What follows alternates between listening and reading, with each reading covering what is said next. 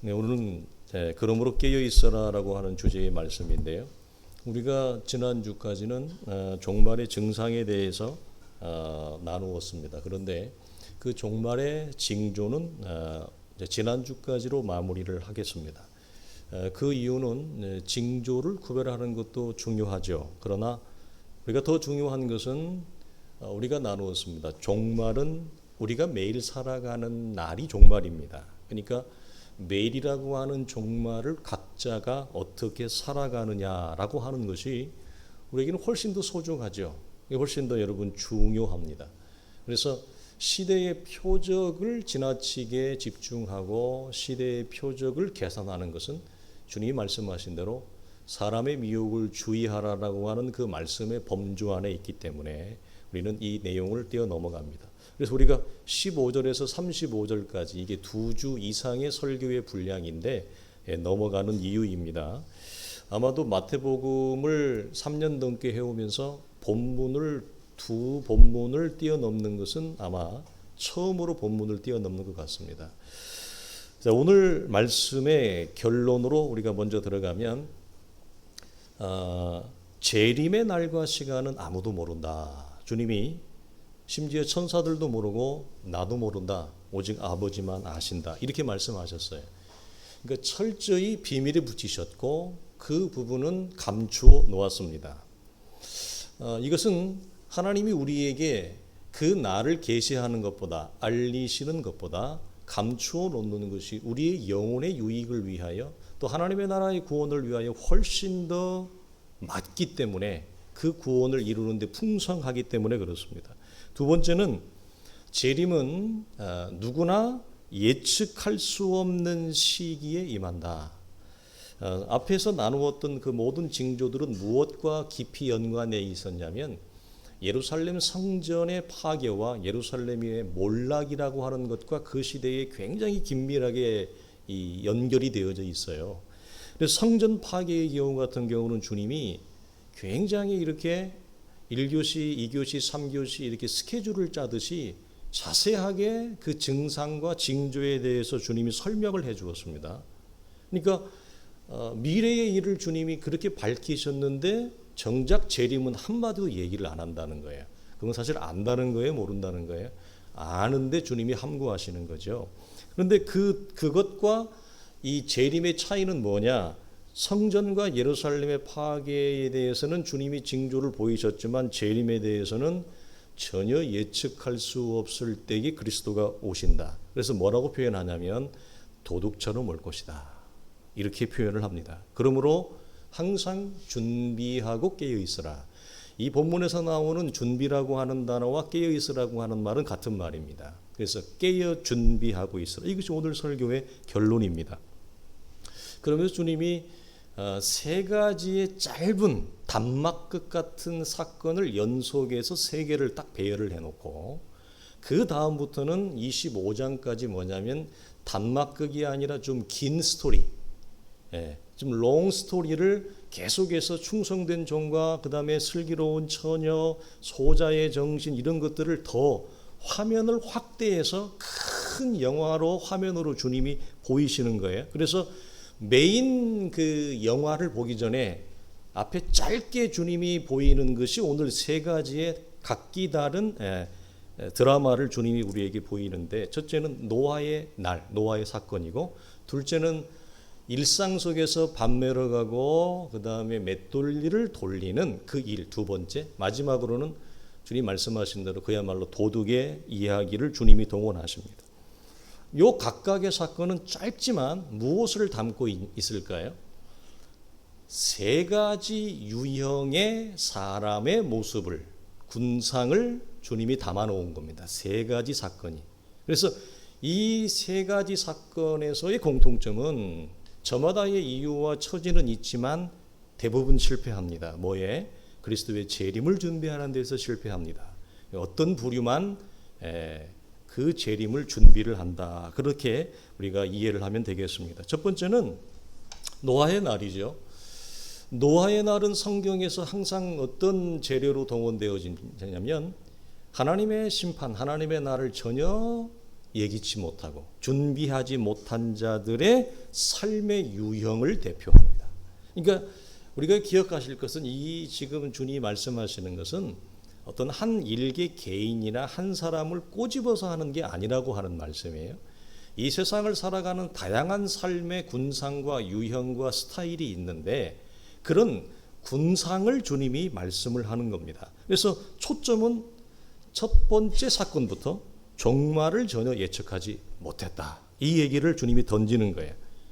그러니까 이들이 종말을 예상했다면 노아의 방주에 들어가는 날까지, 노아의 방주가 문을 닫을 때까지, 성경은 뭐라고 얘기해요? 다 멸하기까지, 멸망하기까지 그들이 먹고 마시고 놀자 했겠냐는 겁니다. 아니 오늘 세상이 끝날 것 같은 징조가 임하면 아무래도 내 촉이 오늘이 마지막일 것 같아, 이렇게 알 수 있도록 임했다면 이들이 먹고 마시고 놀자 했겠냐는 거죠. 전혀 몰랐다는 겁니다. 무엇하는에 불구하고 먹고 마시고 시집가고 장가가고 인생의 삶을 풍미하는데도 전혀 감지되지 못한 상태로 그들은 그 일에 충실했던 겁니다. 그렇지 않겠어요? 안 그러면 다 노아의 방주로 갔겠죠. 오늘 끝날 것 같은 내 촉이 그랬다면, 내가 아무래도 오늘 좀 주님이 오실 것 같아, 이러면 누가 먹고 마시고 했겠어요? 다 노아의 방주로 달려갔겠죠. 이것은 무엇을 얘기하죠? 주의 재림은 예루살렘 성전처럼 너희가 알 수 있는 증상 가운데 오는 것이 아니다. 이게 훨씬 커요, 여러분. 그러므로 항상 깨어 준비되어져 있는 삶을 얘기하라. 그래서 39절 하반절에 인자의 임함도 이와 같이 오리라. 반대로 그러면 여러분 구원을 얻은 노아의 가족은 어떻게 여러분 구원을 받았나요? 노아는 심판의 때를 오늘날의 종말론주의자들이 얘기하는 것처럼 계산했기 때문에, 잘 예측했기 때문에 구원을 받은 것이 아닙니다. 노아는 단순했습니다. 하나님의 말씀을 따라, 그것도 나에게 말씀하신 약속의 말씀이죠. 그 약속의 말씀을 따라 항상 준비하고 살았습니다. 이게 오늘 설교의 핵심입니다. 그러나 이게 여러분 얼마나 쉽지 않다는 걸 우리가 알고 있습니다. 즉 이 노아의 날의 유형은 그리스도의 재림과 심판을 인정하지 않는 유형에 해당하는 거예요. 그럼 우리가 언뜻 볼 때 이 유형은 교회당 밖에 있는 사람들에게만 해당되겠다, 이런 생각을 할 수 있습니다. 그러나 오늘 본문은 꼭 그런 것만도 아니다. 교회 안에 있다 할지라도 그리스도의 재림과 심판을 전혀 인식하지 못하고 인지하지 못하고 살아갈 사람들도 있을 수 있다. 이 얘기를 이 사건에서 말씀을 하는 겁니다. 두 번째, 이 밤매는 일상, 맷돌질하는 일상. 이건 일상이에요. 이 메시지가 큰데 한 사람은 밭을 매다가 한 사람은 맷돌질을 하다가 하나는 데려가고 하나는 버림을 당한다, 이 얘기예요. 아주 심플해요. 근데 이 밭에 있는 두 사람의 이미지는 전부 다 가족 관계입니다. 아버지와 아들의 관계이든지 형과 동생의 관계이든지. 밤매는 이미지는, 맷돌질은 주로 누가 해요? 엄마들이 하죠. 여자들이 하죠. 이것도 가족 관계인데 엄마와 딸의 관계든지 같은 자매의 관계든지 한 밭에서 일을 하는 것입니다. 한 가족이. 그리고 한 맷돌을 한 가족이, 엄마와 딸이, 딸과 딸이 돌리는 겁니다. 그러니까 지극히 편안한 일상인데 여기서 주님이 이 일상을 깨는 충격은 뭐냐면, 그 대상이 누구일지 모르지만 아버지는 데려감을 당하고 아들은 데려감을 당하지 못하고, 맷돌질을 하다가 엄마는 올라가고 딸은 버림을 당하는 지극히 편한 일상에서의 주의 오심을 얘기하고 있습니다. 이 비유의 공통점도 뭡니까? 아니 오늘 세상이 끝날 것 같고, 지난주인가요? 미국에 어마어마한 허리케인이 불었죠. 아마 제가 자세히는 못 봤는데 1000년 만에 그런 사이즈, 그런 파괴력, 이건 뭐 핵폭탄보다도 더해요. 그런 여러분 허리케인 같은 것들이 일어난다면 요즘은 위성이 발달해서 미리 예보라도 하죠. 그런 여러분 주의 날이 예보되어지고 예상하고 예측되어질 수 있는 것 같았다면 이 사람들이 태연하게 아빠와 아들이 밭을 매러 갔겠냐는 겁니다. 안 갔겠죠. 엄마와 딸이 태연하게 맷돌을 여러분 돌렸겠냐는 거예요. 에? 앞에서 한 자리에 앉아서 제대로 돌려봐.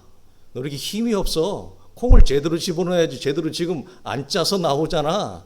이런 여러분 평온한 태연한 일상의 얘기를 했겠냐는 거죠. 전혀 눈치채지 못했다. 너희가 예상하지 못하는 날, 너희가 알지 못하는 날 오리라. 그러니까 이것은 왜 우리가 앞에 글을 뛰어넘어가느냐. 증상과 징조를 구별하는 것보다 훨씬 더 큰 것을 주님이 말씀하고 있는 거예요. 그러면 여기서 그 데려감을 당한 자는 무엇을 말해줄까요? 똑같이 말씀했습니다. 자, 똑같이 맷돌질을 했습니다. 무엇이 여러분 동일합니까? 주어진 힘든 일상이라고 하는 것은 너와 내가 똑같다는 겁니다. 우리 모두가 똑같습니다. 내 눈에 저 사람이 좀 편하게 보일 뿐입니다. 내 눈에 저 사람이 나보다 조금 더 고생하는 것처럼 보이지만 각자의 삶에서 우리에게 주어진 고단한 일상이라고 하는 것은 다 똑같다는 거죠.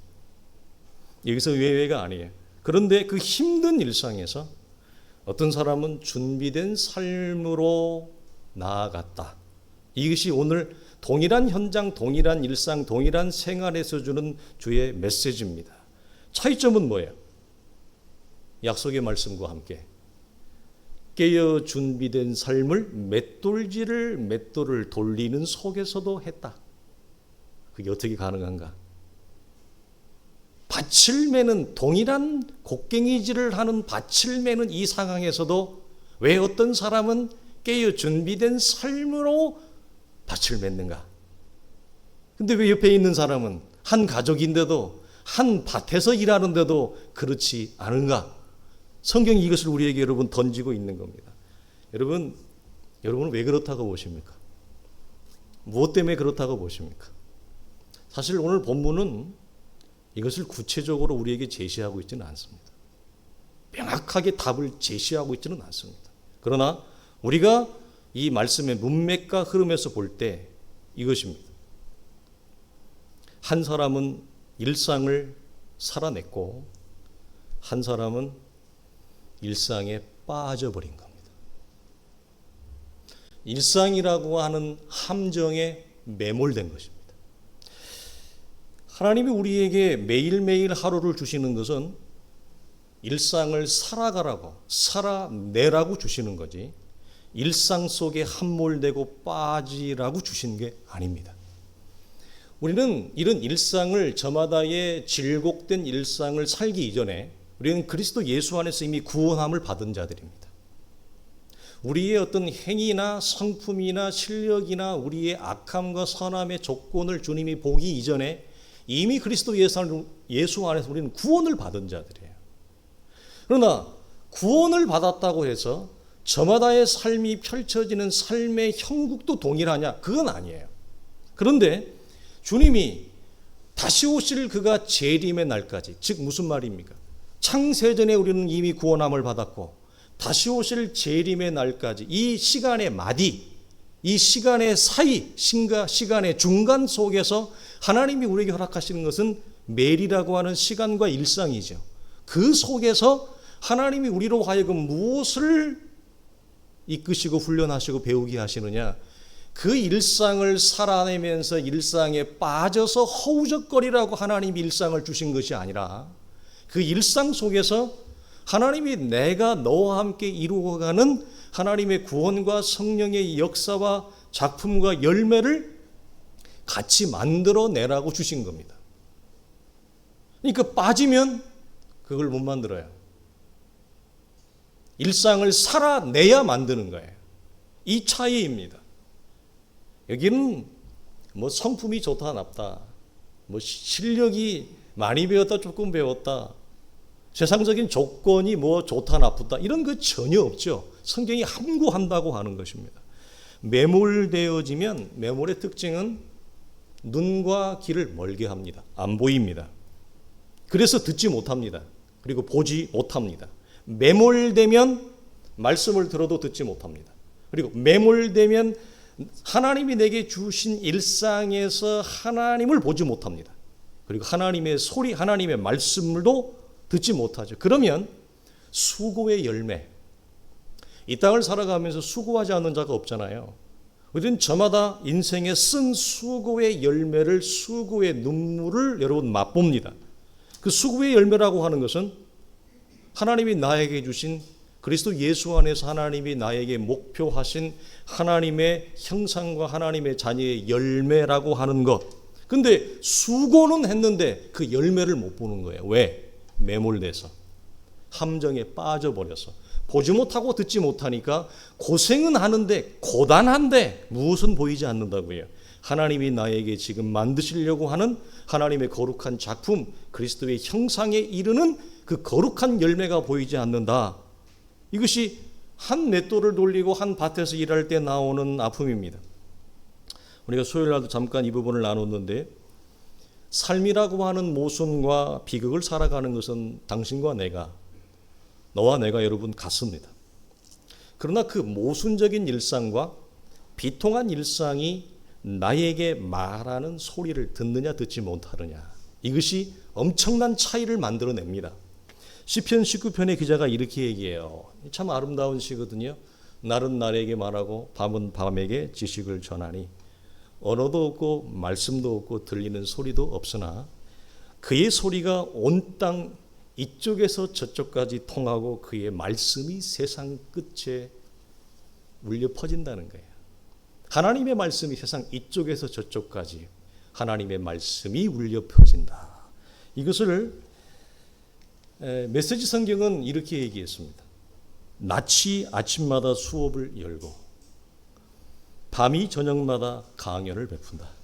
그들의 말이 들리지 않으나 그 침묵은 온 땅을 채우고 소리 없는 진리는 어디에나 울려 퍼진다. 동틀역부터 해질녘까지 하나님의 말씀도 그렇게 하늘을 누빈다.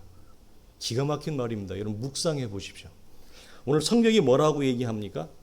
내게 주어진 낮이라고 하는 일상, 밤이라고 하는 하루는 그 속에서 하나님이 나에게 수업하시는 학교의 수업 시간이고 강연하는 학교의 강연장이다. 수업에 들어갔으면, 강의를 들으러 갔으면 들어야죠. 선생님의 소리를 듣는 것입니다.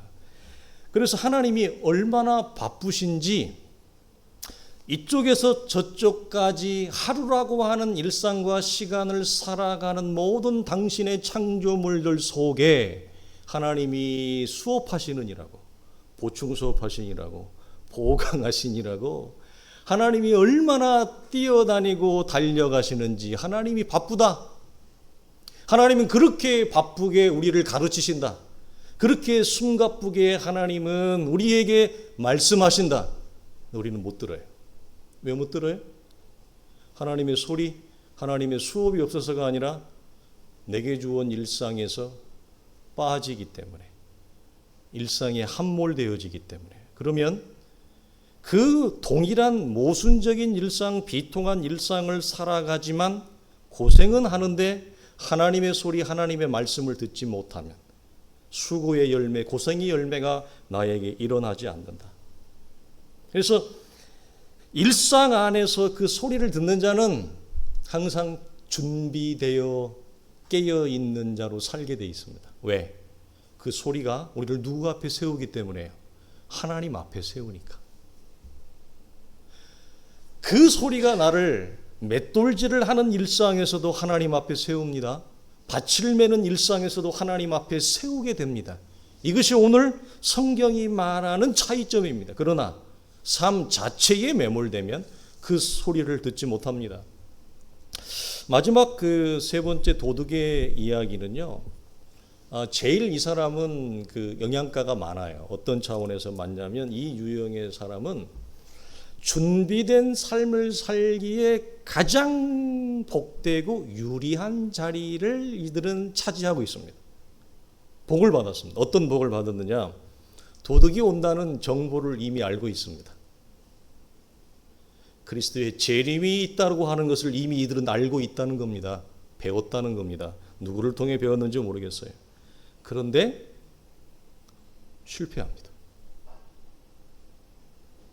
앞에는 너무 좋았는데 결론이 실패합니다. 그 이유는 첫째는 이겁니다. 예수 그리스도의 재림에 대한 지식과 암과 정보를 가지고 있음에도 불구하고 그 지식과 알미 그리스도의 재림을 준비하는데 아무런 삶의 영향력을 일으키지 못한다는 거예요. 앞에 있는 부류는 몰랐어요. 몰랐으니까, 재림에 대한 지식과 알미 없었으니까라고 하는 최소한의 항변과 핑계도 될 수 있지만, 이 부류는 아마 교회 공동체겠죠. 이들을 안에서 보면 이스라엘은 이제 회당이겠죠. 회당 안을 통해서 그들은 그리스도의 재림에 대하여 구약의 말씀을 통해서 그들은 이미 지식과 정보를 가지고 있습니다. 그런데 실제로 자기가 살아가는 삶은 전혀 재림을 준비하거나 대비하는 삶으로 나아가지 못했다. 이 얘기를 하는 거예요. 아마도 적지 않은 많은 사람들이 이 유형 안에 있다고 봅니다. 우리가 자주 던지는 말이죠. 내가 알고 배우고 있는 기독교의 진리와 내용이 내 삶에 아무런 현실적인 변화와 영향을 주지 못하는, 야고보가 말한 대로 죽은 지식을 얘기합니다. 그러면 여러분 물어볼 거예요. 왜 여러분 이들은 이런 지식과 알매 세계에서 빠져나오지 못할까요? 중요한 질문을 해야 됩니다. 한국교회는 그 어느 시절보다도 성경 공부 프로그램이 많은 시대를 살아가고 있습니다. 성도들이 정말 성경을 해박하게 하는 분들이 요즘은 참으로 많습니다. 그래서 목회자가 예전같이 목회할 수 없는 시대가 오는 겁니다. 그건 저는 좋다고 봐요. 성도들이 영적으로 선명해야 목회자가 딴짓을 못하니까. 그래서 여러분, 그렇지만 그 많은 지식과 배움이 왜 여러분 이들이 이 세계에 갇혀있게 하고 빠져나오지 못하게 할까요? 쉽게 얘기하면, 부드럽게 얘기하면 만족하기 때문에 그렇습니다. 하나님의 말씀과 진리를 배운 것에 대한 배부름과 만족이 있습니다. 좋은 겁니다. 부드러운 겁니다. 그러나 다르게 얘기하면 이들이 이전에 배운 지식과 진리 체계 안에서 빠져나오지 못하고 있다는 이유는 그렇게 살아도 자신의 삶에 아무런 갈등과 어려움이 없기 때문에 그렇습니다. 지금 무슨 말이죠? 그렇게 살아도 괜찮은 거예요. 현실적으로 괜찮은 거예요. 그러면 언제 새가 새장을 탈출하듯이 이전에 배운 진리 체계 안에서 빠져나올까요?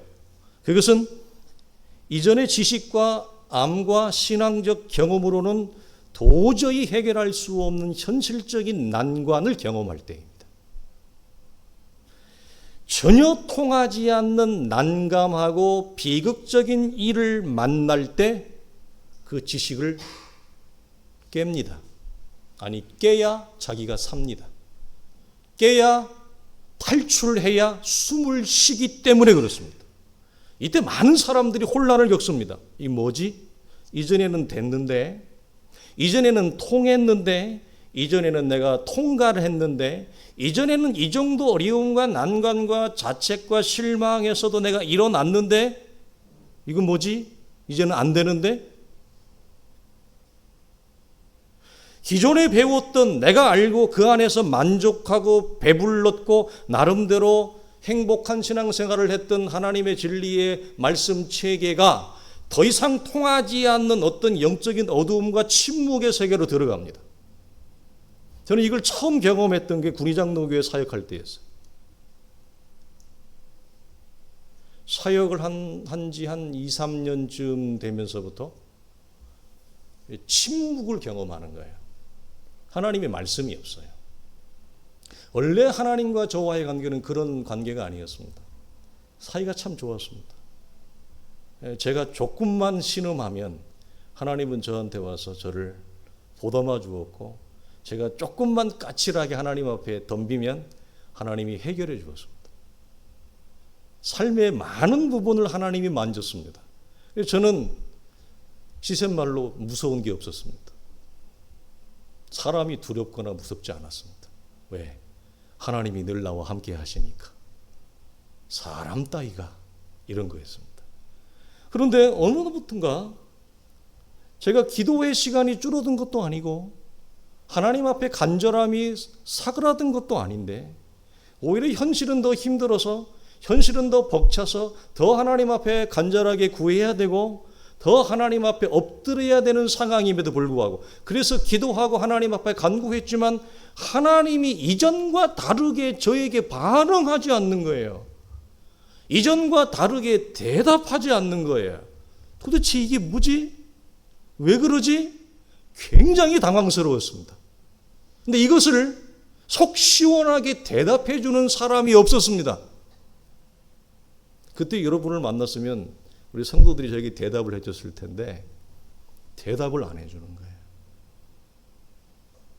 그래서 우리 신앙의 선배들이 써놓은 이 책 저 책을 봐도 신통하게 뱃속이 시원하게 모르겠는 거예요. 그래서 상당히 오랜 기간 동안 그런 답답하고 무겁고 빛이 잘 비치지 않는 칙칙하고 어둑한 기간을 꽤나 보냈습니다. 그리고 또 한 번 경험한 것은 교회를 새롭게 개척하고 교회가 같이 일어나면서 또 한 번 강력하게 경험을 하는 거죠. 왜? 이전에 내가 알고 있던 기독교의 지식과 신앙의 내용과 말씀으로 교회가 안 되는 거예요. 이전까지 저는 어떤 자신감이 있었냐? 하나님이 나와 함께 하신다. 하나님이 내가 가는 곳마다, 내가 사역하는 곳마다 복을 주었습니다. 참 그건 설명할 수 없습니다. 왜 하나님이 그렇게 나의 첫 사역 때부터 그렇게 복을 주었는지 설명할 수 없죠. 왜 설명이 안 돼요? 내가 나를 보면 아무것도 아니거든요. 말할 수 없이 부족한 인생인데 하나님이 현실적인 사역의 결과를 주니까 설명할 수 없잖아요. 은혜라고밖에 말할 수가 없잖아요. 그래서 인간적으로 어떤 자신감과 자긍심이 붙었느냐? 나는 어디에 가든지 어떤 사역을 하든지 반드시 하나님이 나를 통해서 역사하시고 살릴 자를 살리시고 교회를 일으키시는구나. 이 강한 내면적인 자신감이 있었습니다. 그런데 교회를 새롭게 개척하고, 물론 이 시대가 부흥의 시대가 아니고 교회가 어려운 시대라고는 하지만 그렇다고 하나님이 어려운 건 아니잖아요. 그렇다고 하나님이 힘이 부족한 게 아니잖아요. 그렇다고 하나님의 능력이 없는 것도 아니잖아요. 손이 짧은 것도 아니잖아요. 그렇다면 이 척박한 환경 속에서도, 광야에서도 길을 내시는 하나님이라면 이 주어진 비극적인 상황과 핍박한 상황에서도 하나님은 분명히 하실 거다. 이 믿음을 가지고 있었습니다. 그러나 주어지는, 만들어지는, 조합되어지는 현실은 내 기대와 전혀 달랐습니다. 거기에서 두 번째 큰 물음표가 던져지는 겁니다. 안 되네? 뭐가 문제지? 내가 뭘 잘못했을까? 내가 뭘 놓쳤을까? 어디에서 틀어졌을까? 그래서 내가 알고 있는 기존의 세 장 안에 갇혀있는 이 기독교의 진리체계, 지식체계, 말씀체계 안을 고민하기 시작하는 거죠. 갈등하기 시작하는 거죠. 그걸 발부동치고 싶고 거기서 나가고 싶은 거죠. 그런 갈등 속에서 여러분 이런 내용이 우리 속에 주어진 거라고 저는 믿는데, 그래서 전혀 해결되어지지 않는 이전과 다른 또 다른 현실과 비극적인 상황 속에서 우리는 비로소 내가 알고 있던 지식을 놓습니다. 왜? 그게 나를 전혀 못 세우니까, 그게 나를 전혀 숨쉬게 하지 못하니까, 전혀 나를 새롭게 하지 못하니까, 그것을 붙잡고 있어서는 죽을 것 같으니까 이걸 놔야 되는 거죠. 탈출해야 되는 거죠. 또 다른 제2의 제3의 영적인 출애굽이 일어나야 되고, 이전 것은 지나갔으니 보라 새 것이 되었다라고 하는 이전의 죽음은 그리스도와 함께 죽음은 원리적으로 단 한 번일지 모르지만 새롭게 태어나는 것은 주 앞에 갈 때까지 반복적이죠. 우리의 겉사람이 죽는 것은 한 번이지만 우리의 속사람이 새로워지는 것은 날로 새롭다. 매일 새로워지는 거죠. 그래서 이전에 알고 있던 하나님과의 관계에서 탈출하고 이전에 알고 있던 지식과 신앙의 내용과 지평과 안목에서 탈출해서 새로운 관계와 질서와 영역과 안목으로 나아가는 그 날로 새로워지는 그 새로움을 추구하지 아니하면 나는 여전히 어둡고 답답하고 앞이 보이지 않고 빛이 보이지 않는 어둠 속에 있을 수밖에 없는 것. 이런 현실을 경험하면 우리는 놓을 수밖에 없습니다. 이렇게도 표현할 수 있어요. 이전보다 더 큰 지식을 사모해야 되고 이전보다 더 큰 하나님과의 관계로 나아가는 그 인생의 신앙의 시즌이 되어졌다. 그러니까 여러분이 이러한 증상을 경험한다면 여러분은 하나님이 인도하는 영적인 안내를 잘 따라서 오셨다라고 하는 객관적인 증명입니다. 영적 성장을 위한 과정에서 반드시 우리가 누구나 한 번쯤은 겪고 넘어가야 될 영적인 필수 조건이죠. 우리 사랑하는 성도들 이런 증상들을 경험할 수 있기를 바라고요. 둘째는 저희들은 지식을 가지고 있었지만 삶에 영향을 미치지 못했다고 하는 것 중에 하나가 뭐냐면 재림을 먼 미래의 일이라고만 치부한 것입니다. 제가 자주 쓰는 표현 서랍장 속에 재림을 갖다가 놓고 닫아놓은 거죠. 머리는 아는데 그 재림을 서랍장 속에다 집어넣고 꺼내지 않는 것입니다. 어떻게 알 수 있는가? 들었으면 마땅히 집을 지켜야 했습니다. 들었으면 도둑이 온다는 걸 들었으면 마땅히 방비를 했어야 됩니다. 근데 방비하지 않았어요. 그래서 집이 뚫렸어요. 다르게 말하면 자신의 자리에서 마땅히 해야 될 신앙적인 책무를 회피했다는 것입니다. 왜요? 재림은 먼 미래의 일이고 지금 나에게는 재림 따위는 중요한 일이 아니고 나에게 중요한 일이 따로 있기 때문에 그렇습니다. 이분에게는. 그러나 여러분 데살로니가 전서를 보면 이렇게 얘기하죠. 주의 날이 밤에 도둑같이 이룰 줄을 너희 자신이 자세히 알기 때문이라 그들이 평안하다 안전하다 할 그때에 임신한 여자의 계산한 고통 이름과 같이 멸망이 갑자기 이르르니 결코 피하지 못하리라. 그러므로 우리는 다른 이들과 같이 자지 말고 오직 깨어 정신을 차릴지라 이렇게 얘기합니다. 결론적으로 말씀을 드리겠습니다. 이들은 모두 다 준비되지 못한 자의 결론으로 마칩니다.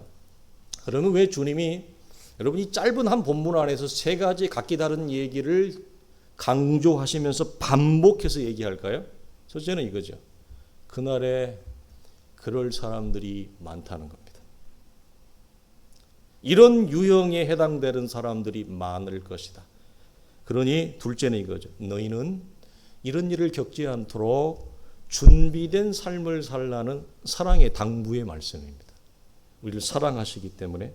마지막으로 깨어있으라고 하는 말씀은 여러분 문법적으로 명령형입니다. 그것도 아주 단호한 명령입니다. 그런데 동사는 어떤 동사를 쓰냐면 능동태를 써요. 이게 무슨 말일까요? 명령은 깨어있으라고 하는 명령은 아주 강하게 단호하게 쓰는데 동사를 능동태로 쓴다. 깨어있어야 하는 것은 내 자신이 해야 되기 때문에 그렇습니다. 내가 스스로 깨어있어야 되기 때문에 깨어있는 몫은 우리의 몫입니다. 말씀은 아버지의 몫입니다. 그러나 깨어있어야 되는 것은 나의 몫이기 때문에 주님이 능동태를 쓰셨습니다. 이것은 다른 누구도 대신해 줄 수도 없고 나보다 신앙적으로 큰 사람을 기대어 있을 수도 없는 오직 내가 하나님 앞에서 결자해지해야 되는 차원인 거죠. 마지막으로 베드로전서 4장 말씀을 고백하고 우리가 마치도록 하겠는데요. 우리 같이 한번 다 같이 고백할까요? 만물의 마지막이 가까웠으니 그러므로 너희는 정신을 차리고 근신하여 기도하라. 무엇보다 뜨겁게 서로 사랑할지니 사랑은 허다한 죄를 덮느니라. 아멘.